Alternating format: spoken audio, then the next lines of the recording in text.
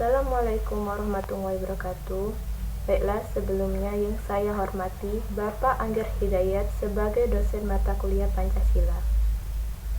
Perkenalkan, nama saya Rahmawati Ningrum dari kelas 1A Manajemen Keuangan Syariah dengan NIM 5042322. Baiklah, di sini saya akan menjelaskan tentang Pancasila.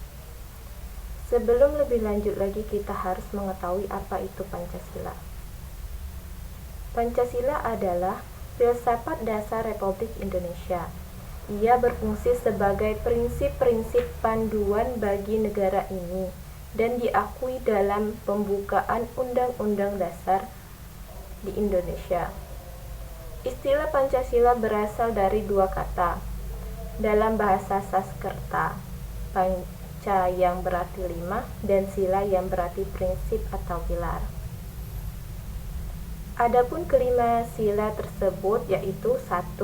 Ketuhanan yang Maha Esa, 2. Kemanusiaan yang adil dan beradab, 3. Persatuan Indonesia, 4. Kerakyatan yang dipimpin oleh hikmat kebijaksanaan dalam permusyawaratan perwakilan, 5. Keadilan sosial bagi seluruh rakyat Indonesia.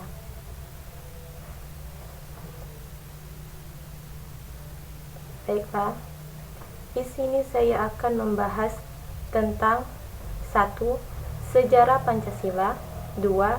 Filsafat Pancasila, 3. Pancasila sebagai pedoman hidup, dan yang keempat, apa saja ideologi yang ada di dunia. Kita akan masuk ke materi yang pertama, yaitu sejarah Pancasila. Di dalam sejarah Pancasila, saya akan menjelaskan tentang perumusan Pancasila. Adapun proses perumusan materi Pancasila secara formal tersebut dilakukan dalam sidang-sidang BPUPKI pertama. Sidang BPUPKI pertama kali dilaksanakan pada tanggal 29 Mei 1945 sampai tanggal 1 Juli 1945. BPUPKI dibuat oleh Jepang, diketuai oleh DRKRT Radiyiman Wedioningrat yang beranggota 76 orang, termasuk 7 orang Jepang sebagai anggota istimewa.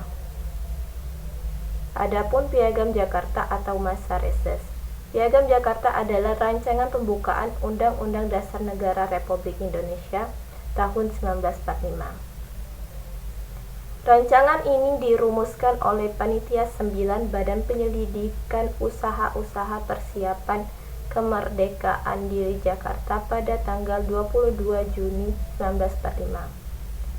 Setelah Piagam Jakarta, tahap selanjutnya adalah sidang umum kedua BPUPKI yang dilaksanakan pada tanggal 1 Juli 1945. Di sini Ir Soekarno mengusulkan Pancasila. Selanjutnya mereka melakukan rapat dan pada tanggal 1 Juli 1945 menghasilkan 1. Rancangan teks proklamasi, 2. Rancangan pembukaan Undang-Undang Dasar, dan yang ketiga, rancangan batang tubuh Undang-Undang Dasar. Pembentukan PPKI dan proklamasi. PPKI dibuat pada tanggal 7 Agustus 1945 yang beranggota 27 orang, diketuai oleh Ir Soekarno. Dan sidang pertama dilaksanakan pada tanggal 18 Agustus 1945 sehari setelah proklamasi kemerdekaan. Dalam sidang PPKI tersebut menghasilkan 1. Mengesahkan Undang Dasar 1945 yang di dalamnya terdapat dasar negara Pancasila. Kedua, memiliki presiden dan wakil presiden pertama kali di NKRI yaitu Ir Soekarno dan Muhammad Hatta. Baiklah, seterusnya kita akan masuk ke materi yang kedua, yaitu filsafat Pancasila. Pancasila disebut sebagai sistem filsafat karena Pancasila mempunyai fungsi dan peranan sebagai pedoman dan pegangan dalam sikap, tingkah laku, dan perbuatan kehidupan sehari-hari, bermasyarakat, berbangsa, dan bernegara sesuai dengan pedoman yang telah ditetapkan, yaitu Pancasila. Nah, di sini materi filsafat Pancasila saya akan menjelaskan tentang rasionalitas. Rasionalitas adalah suatu pola pikir di mana seseorang cenderung bersikap dan bertindak berdasarkan logika dan nalar manusia. Rasionalitas juga diartikan hal yang bisa dilakukan dengan hal yang ada. Gagasan atau ide berpikir rasional memiliki keterkaitan dengan cabang ilmu filsafat. Rasionalitas itu sendiri terbagi menjadi 4 bagian, yaitu 1. Rasionalitas praktis, yaitu pemikiran rasional yang sejalan dengan kehidupan manusia dan akan menilai atau memandang berbagai kesibukan dunia yang berhubungan dengan kebutuhan individu. 2. Rasionalitas teori, yaitu pemikiran yang sesuai dengan materi. 3. Rasionalitas substitusi, yaitu gabungan antara rasionalitas praktis dan rasionalitas teoritis. 4. Rasional formal. Rasional formal adalah pemikiran memilih perbedaan dari ketiganya. Baiklah, kita akan memasuki materi yang ketiga, yaitu Pancasila sebagai pedoman hidup. Pancasila sebagai pandangan hidup berarti nilai-nilai Pancasila melekat dalam kehidupan masyarakat dan dijadikan norma dalam bersikap dan bertindak. Pancasila sebagai pandangan hidup bangsa mengandung unsur-unsur sebagai berikut: nilai-nilai agama, budaya, dan adat istiadat. Di dalam materi ini akan membahas tentang 1. Gotong royong, 2. Pola pikir, 3. Yang mengancam kebinekaan.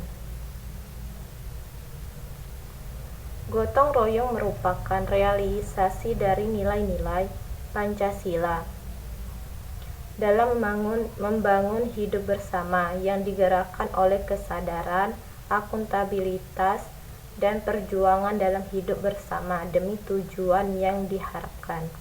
Yang kedua, pola pikir. Di dalam filsafat Pancasila ada 4 pola pikir, yaitu 1. Pola pikir demokrasi. Pola pikir ini adalah pemikiran yang mau menang sendiri atau keras kepala. 2. Pola pikir skeptis. Nah, kalau pola pikir skeptis itu susah untuk dijadikan pedoman karena mereka menganggap semuanya itu salah atau overthinking. Yang ketiga, pola pikir relatif. Pola pikir relatif adalah pola pikir yang menganggap semuanya benar atau tidak mempunyai pendirian. Dan yang terakhir, pola pikir kebinekaan. Pola pikir ini adalah pola pikir yang terjebak. Kita akan memasuki pembahasan yang terakhir dari materi filsafat Pancasila, yaitu apa saja yang bisa mengancam Pancasila, yaitu 1. Prejudis. Prejudis adalah orang yang selalu berprasangka buruk. 2. Strileptes. Strileptes itu orang yang keras kepala. 3. Exnonesensi, yaitu orang yang selalu membangga-banggakan kelompok sukunya sendiri. Dan yang terakhir, diskriminasi, yaitu orang yang pilih-pilih. Seterusnya kita akan memasuki materi yang terakhir, yaitu apa saja ideologi yang ada di dunia ini. Ideologi Pancasila adalah suatu pandangan hidup atau sistem nilai dasar yang menjadi landasan bagi negara dan seluruh bangsa Indonesia. Hal ini diakui sebagai ideologi negara resmi Indonesia dan tercantum dalam pembukaan Undang-Undang Dasar 1945. Ada banyak ideologi yang ada di dunia ini. Berikut adalah beberapa contoh ideologi yang paling umum. 1. Liberalisme. Ideologi yang menekankan pada kebebasan individu, hak asasi manusia, dan pasar bebas. 2. Sosialisme. Ideologi yang menekankan pada kepemilikan kolektif atas sumber daya dan redistribusi kekayaan untuk mencapai kesetaraan sosial. 3. Komunisme. Komunisme adalah ideologi yang menekankan pada kepemilikan kolektif atas sumber daya dan penghapusan kelas sosial untuk mencapai masyarakat tanpa negara. 4. Nasionalisme. Nasionalisme ialah ideologi yang menekankan pada kepentingan dan identitas nasional serta keberagaman budaya. Dan yang kelima, kapitalisme.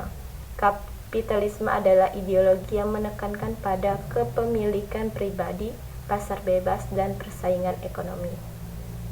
Adapun gotong royong yang pernah saya lakukan di lingkungan masyarakat, yaitu membantu memasak pada saat ada acara pernikahan atau acara yasinan, dan melakukan gotong royong saat acara 17-an di sekolah, yaitu membersihkan lingkungan sekolah seperti membersihkan lokal kelas, mengecat kelas, dan mempersiapkan lomba 17-an bersama. Baiklah, itu saja yang bisa saya sampaikan. Apabila ada kesalahan, saya mohon maaf, dan kepada Allah saya mohon ampun, dan saya akhiri. Wassalamualaikum warahmatullahi wabarakatuh.